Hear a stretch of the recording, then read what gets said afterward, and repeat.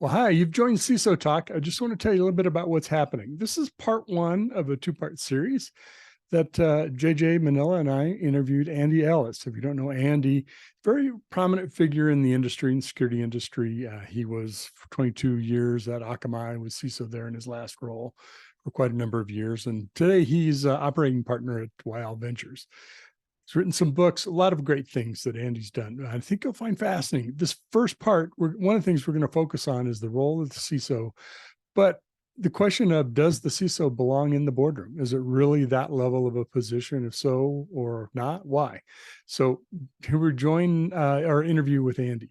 Well, welcome. You've joined us in another episode of CISO Talk. I'm here co-hosting with my friend and colleague, Jennifer, JJ Minella. Welcome, Jennifer. Hey, everybody. Hey, Mitch. Hey, Andy. Speaking of Andy, we have a great guest, Andy Ellis. If you don't know who Andy Ellis is, you'll quickly find out really quick here. And there's a lot of things I think we want to run by Andy. Maybe, Andy, if you would to give a little bit of your background, you're very prominent roles in some companies, so we'd love to hear about it.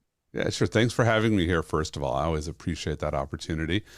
So Andy Ellis, I'm operating partner at Weil Ventures right now, but I retired from being Akamai's CISO. I was there for 21 years.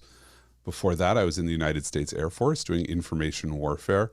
I always love to joke around when I'm interacting with folks in Israel who are coming out of the IDF and 8200. And I'm like, I was doing that in the last millennia. Like, let's move forward a little bit. I'm Hall of Fame CISO and the author of 1% Leadership. Amazing. Fantastic. JJ, any thoughts on kind of topics we want to start off with, Andy? Yeah, and Andy and I have had other conversations kind of off other threads and stuff. So it's fun to bring this for all of the listeners and with you, Mitch, because we've had all of the top news we've been covering, the SEC disclosure guidelines, which are still being discussed because I think there's still a lot of confusion around what that means for the security professional in an organization. And then, of course, we've had a lot of talk around AI and what that means for cybersecurity, both in offense and defense. So I'm curious about that. I'm also, I've met Andy so many years ago and followed him and consider him a voluntold mentor of mine. And he did just publish a book that's awesome. So many wonderful tidbits in here about really, leading through example and building teams. So Andy's just a great person to bring all of these fun topics together. And I know Andy, and no matter what we throw at him, he's gonna hit it out of the park. I'm kind of like Chat GPT. I can make up an answer to almost anything. There you go. That's true. Just feed this directly in and it'll have our responses as we talk. Well, let's start out with the SEC filing. I think we all love those statements of you shall disclose a material breach in 4 days. And we're all going like, okay, what's material? 4 days really? From what? How does this work? Interested in your perspective on it, Andy. Yeah, so this one's what's interesting. It's part of a larger conversation that I think people aren't really having, which is the CISO actually an executive of the company? And by executive, I don't just mean like you have a title. It's, are you truly a decision maker? Are you part of the CEO's staff meeting? Because the people who decide if it's material is that meeting. It's the general counsel and the CEO and maybe the CFO are ultimately, like, that's the group that decides if something's material. So I see a lot of people are like stressed about, well, how do I decide if something's material? The ultimate answer is you don't.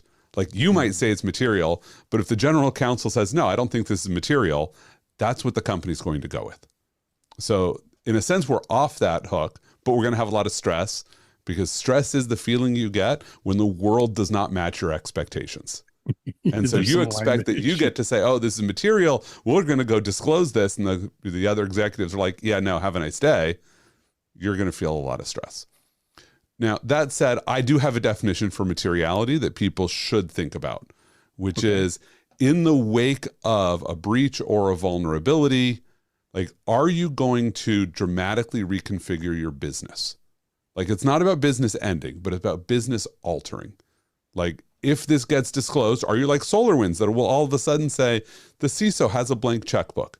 If so, well, that was a material event that creates a blank checkbook. If you're going to, fire a bunch of executives and replace them and reorg, dramatic restructurings. But if it's going to be business as usual on the other side of it, it probably wasn't material. Sort of a normal, the cost of doing business sort of loss. Yeah. We're not going to worry about it. Well, I have a question about that actually, then maybe to clarify. So, I mean, I think for over 10 years, maybe almost 20 years now, we've joked about CISO, like the little C versus a big C as we think about them in a corporate environment. But when it comes, so materiality, when you're saying if it's something that's business altering. Yep. So some of the other definitions I've heard from, people managing publicly traded companies is that may be predefined based on the share or stockholders' expectations of what that means for them. So I'm kind of curious, like if it's something that doesn't necessarily alter business, but it's a huge reputational hit that might, break, consumer confidence and brand confidence. Where do you see that line shifting between those two? So I think they're really closely coupled. Like if you have an event that is going to damage shareholder confidence, then you're going to alter your business to regain shareholder confidence, which means that that event was business altering, even if it wasn't directly. Like you might say, well, I think this should be a cost of doing business, but clearly the street doesn't agree with me. Well, that's material. And it's important to recognize that there is no regulatory definition for materiality. We define materiality in hindsight after lawsuits. Like at the end of the day, a judge and a jury decides if something was material. And so that's why the general counsel is the one who gets to decide, because they're the one with the legal experience to say, what is the thing that we will get sued for and lose? And what are we willing to risk? Like maybe it would be material if people found out the whole details, but we don't think they will. So we're going to say it's not material. Yeah, there's a lot of that going around too. Yeah. I want to come back to the thing you talked about with and I said the big C and the little C. Yeah. Why are we still at the position where we don't have CISOs proper as part of the leadership team? So I think there's a lot of reasons. One is nobody wants that leadership team to grow too big, right? You can't have more than 10 people in that room. And even that is problematic, right? So you really look at, it's the CEO, it's the CFO, it's the general counsel, usually the CRO. The CMOs have broken their way into that room over the last 10 to 15 years. Usually the head of HR. So that's 6 people already. And I haven't even gotten into, do you have a COO? Do you have a president? And so we're already pushing. And the CIO I didn't list, because in a lot of companies, they're getting pushed out of that room. Mm-hmm. Because as you move to cloud, like why do you have a CIO doing tons of things? And I think, so part of it is that. Part of it is we're a very immature career field. I think, without naming our ages, there were no CISOs when I was basically doing that job. Like we get to point and say, oh, there was the person who was the first CISO. But realistically, this title didn't exist. And in fact, my title was CSO because nobody knew what to give the title. And I got to pick and I said, well, I think 3 letters is better than 4. So that was the title I went with. Like this wasn't a norm. It wasn't a standard. There's so many people who do not have a diversity of experience. They've always been back of the house. They're breakers who turned into makers, but they're not people who understand finance, who understand sales. In many cases, grew up very strong-willed, right? You had to argue a lot to get your point across. That's not going to be welcome in that room of you coming in and being like, well, this is like an ethical decision. Like we can only make one possible choice. If you're not willing to compromise, nobody's going to open the door and let you in the room. So I think some of it is that, some of it is reputational. But at the end of the day, like I do question, like, should that person be in the room? What I worry about is organizations and really humans make decisions before they realize they've made them. And when you have that room of 7 people that are running a company, the moment a topic comes up, the decision is made within minutes, even if they don't acknowledge it, right? Then they say, okay, we'll have to go to a study group, whatever. But the CEO's first impression is probably what they're going to go with at this point. And if you didn't have somebody in the room who could just say, hey, wait a second, here's the risk that we've got, bringing that risk up 3 weeks later is not the same as bringing it up within the first 3 minutes. And if nobody in the room is really looking at systemic, complex system safety, That's really the downside of not having the CISO in the room. What's the compensating measure for that then? If you don't have a CISO or a security person, or even CIO for that matter, in the executive team level? Well, I think how teams are compensating is you spend a lot of money on a security team, and as soon as the CISO gets a little too much gumption and starts arguing with you, you replace them with the next one. I don't like your answer. Sound like somebody that agrees with me, right? Yeah. There's a lot of truth. And I see a lot of CISOs that's their career arc, which is they work at a company, they're doing a great job, they uncover a lot of risk, they start to bring that risk forward. And here's another challenge, which is, who do people report to? And if you ask CISOs, they'll say, well, I report to the board.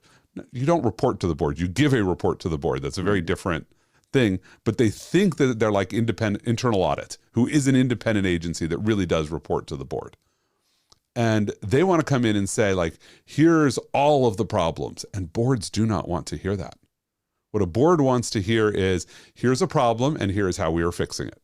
And if we're not fixing it, we don't want to hear about it, because we don't want it in the board minutes that we knew about a problem that isn't being fixed. And it better be something worthwhile to discuss with the board. And in fact, I discovered this working with an internal audit team who came in and said, here's our findings about your organization. Like, here's these top 3 things that we want to brief the board on, and we would like your response on what you're doing to fix them. And 2 of them, I was like, yeah, I'll go fix this. And the 3rd one, I'm like, I'm not fixing this. I don't think this is a problem. I'm willing to accept that risk. And they said, great, we'll take it off the list. The moment I said I wasn't fixing it, they're like, well, it's not reportable to the board then. Like, we're not going to tell them it's a problem if you would argue with us. And it opened my eyes to, like, how many risks that I brought in front of the board without stakeholder buy-in that they were going to fix it. Mm-hmm. And how many other CISOs do the same thing. Interesting. I think it's just some really clear thinking about that. And, if you're not a business person or been at that level, you haven't been in a lot of boardrooms, right? There's a whole dynamic and a process and how they operate, and how CEOs or presidents or whoever chairmans lead a board, right? It's a very different dynamic. Like, I worked with one person you never surprise the board. You already know what the answer is to all the things you want to get approved, because it's already been socialized, And we don't live in a world necessarily like how many CISOs have you heard make some comment like, well, I need to get budget for this, so I'm going to brief the board. And you're like, that is like, that's a threat you can do. And I have used that threat before, like, I think there's a risk we have to fix. And if we're not going to fix it, I'm going to brief the board. And all of a sudden everybody gets in line and says, okay, let's go fix it. But I didn't just go brief the board. I just threatened it every once in a while. And it's dangerous to do that. But that's like a careful nuance that you have to learn those skills to operate at that level. Well, so then what's the path? Because I think one of the things that comes up a lot, talking to friends and colleagues and professionals, to some of the clients, I work with directly and with IONS, a lot of the question is, and a lot of the conversation is, when you're the person who is responsible for security, whatever the title is, yep, what do we need to be doing to level up, to be respected and invited into that room as a business partner, instead of the little C that's tucked down in the corner somewhere? So I think a big piece of it is, one is, do pairwise relationships. Like, everybody in that room, you should have the relationship with, where they want you in the room. Where if a meeting happens, like I once had this, that there was going to be a layoff, and it was the first layoff that I wasn't in the room for the planning. Like, this was amazing. Like, there was a new person in HR, and they're like, oh, we've got this handled. We don't need to talk to InfoSec. And they walk out of the room, and one of the heads of product division calls me and says, do you know about Operation X? Because we always had code names. I said, haven't heard about it. And he's like, okay, we have a problem. You need to be involved. Here's what's going on. And he brought me over the wall because he thought I should have been in the room. And that's what you do, is you build these relationships where people know the value you bring and would value a conversation with you. And one of the phrases someone said to me, a boss who, I didn't like for a lot of reasons, but gave me some great advice. He said, know what you're trying to achieve before you open your mouth. And too many security professionals, all they really want to achieve is to be right. Mm-hmm. Like, I found a thing, let me show you how smart I am, let me show you how right I am. Well, what that will demonstrate to the other person is that you are wasting their time and they don't want to talk to you. If instead you say, here's what I'm trying to achieve is I want this person to fix this thing, to make this change. Here's how they would do it. I think they would do it. And so I come to them with this vision of us getting better together. Then they value my input and they want to come back and talk to me. So it's why, like, I had a rule, which is if we found a bug in our own developed software and our own developers found the bug, it was not something brought to us by a third party, that they got to specify when we would fix it. I did not pressure them. So they could come in and it could be a really bad vulnerability, like what we call, how do we call the requests of death, which is here's a single HTTP request that could take down a server. And sometimes we would find them ourselves and they'd come in and they'd say, here's what it is. When can we, when do we need to fix it by? And I said, you tell me, like, what works for you? Like, you know how bad this is. I'm not going to tell you have to disrupt your release cycle to do it. If you think that, like, this one's hard to trigger and you want to take 2 months to get it right, go for it. Because otherwise you won't tell me about the next one. If I tell you you have to disrupt everything and fix it right now, well, you're the reporter and the fixer. I've just disincentivized reporting. Yeah, You're speaking Mitch's language right now. Like it. Go ahead, JJ. Yeah. How about the, so we're kind of back to the SEC thing, the 4-day requirement to report a material. You know, the devil's in the details. Well, like what do you have to prepare and disclose, and how does all that work? What are your thoughts on that? Because so I really worry. You send an email and we're good. Yeah, well, so first of all, I think there is some specific ways you have to do disclosures, but fortunately, you have a legal and finance team that knows how to report things to the SEC. So, like, make sure you have that partnership. The 4 days is really a trap. Like, I look at it like there's language in PCI that we all know about that we know is just the trap, so that after a breach, Visa can come in and say, you really weren't compliant because you were not auditing system level objects. Like, if anybody has done PCI recently, there's one of these lines in there, and they never define what a system level object is. So you're always going to be screwed on that one, or on reading all of your log files. Like, those are the two traps in PCI that make sure you cannot be compliant. And I think this 4-day rule is basically another one, because it's 4 days from when you believe it's material.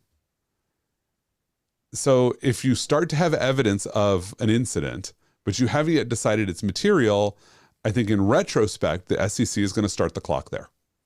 And they're going to say, well, you didn't tell us for 8 days. You say, well, I didn't realize that we had lost access to this data for 5 days. And I suspect this is where companies are going to, in hindsight, be like, oh, I guess we did the wrong thing, and we'll have nice legal battles about it. But at the end of the day, remember, materiality is your general counsel. So your job as a CISO is provide the evidence that enables your company to make a wise risk choice, and then make sure it is all documented. Like, do not let yourself be thrown under the bus because you only had verbal conversations. Having worked with general counsels, I can imagine a relationship where the general counsel, it's not in their interest to say it's material until we're ready to say it's material. Right. I'm not that you obviously can't go into the territory that you're hiding things, but you may not want an answer right away from your general counsel. This is material. Here's what we have to do to be prepared to say it's material, that we know it and we can show why it's material, and here's how we disclose it. Mm-hmm. But it seems like one of those, don't say it till you're ready. Don't take forever. Right. I think that's where it's going to come down to. And I think a skill that CISOs will need to practice in communicating is communicating the difference between evidence of absence and absence of evidence. Like, we don't know that a bad thing has happened because we have no ability to look, is very different from we have no evidence a bad thing has happened, but we knew where to look and there was no evidence. Like, and being able to communicate that clearly so that your peers are saying, oh, we know this one's not material, versus we have no idea if it's material or not because we had a security weakness, we weren't logging, whatever it is. What are going to be the consequences of missing the deadlines? Well, so I think that's what's going to be interesting. I'm really looking forward in a grim way to seeing the SEC action against Tim Brown. Like, I really want to understand, what are they going after Tim Brown for when they do this investigation? Like, is this for statements that he made publicly, statements made to the SEC? Like, is there really going to be personal liability for CISOs? Because I honestly think there should not be, because they're not actually C-level executives. Like, we have the title, but do not have that position in the company. So that corporate liability should not extend down. You don't That have said, director's like, insurance, right? if you're a publicly traded company, like, you have to sign a disclosure as a CISO that you have briefed on relevant security risks. So that creates an opportunity for you to have some liability. You know, at the end of the day, what does the SEC do? They find companies if they think the company's doing something wrong. You take a share price devaluation for a little while. You say you're doing something new to make everybody happy, and you move on. So I don't actually think like these disclosure rules are the end of the world for companies. Interesting. I know we have definitions for things, but it still feels a little bit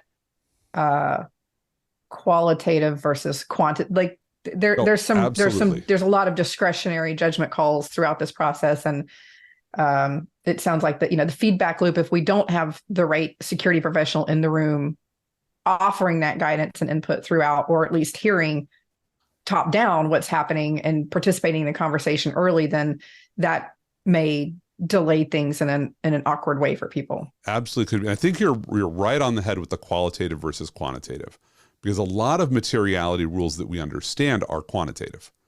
Like, we know if you miss your numbers by a certain amount, that's material. You have to disclose if you have a customer that is more than 10% of your revenue, because that's material. Like, there's these standard accepted quantitative materiality thresholds around your revenue and your costs. But around risks, there are none. And you're absolutely right. It's qualitative. So you need the CISO, you need the general counsel, you need them to have a good relationship so that together they can make that. And look, we're all going to be guessing until there's case law on this. Oh, Andy, I did want to ask you this too, while we're on this topic, before we hop off to something else.